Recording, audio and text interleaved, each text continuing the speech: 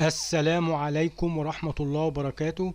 مواصلات جمهورية مصر العربية محافظة القاهرة الكبرى من حي وسط ميدان رمسيس. لو عاوز تروح من أمام مسجد الفتح في ميدان رمسيس إلى محكمة مصر الجديدة هتركب إيه؟ في 7 ميني باصات بيروحوا محكمة مصر الجديدة من رمسيس أو من أمام مسجد الفتح.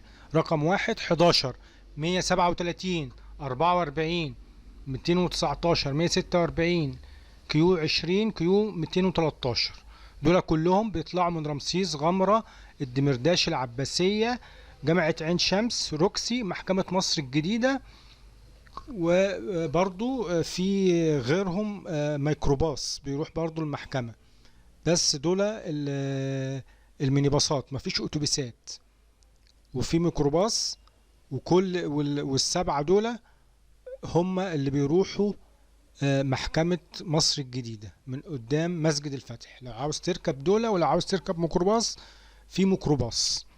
ودول كلهم يعني ب7.5 السعر. فنشكرك شكرا، إلى اللقاء. وما تنسناش تدعمونا باللايك والشير. شكرا.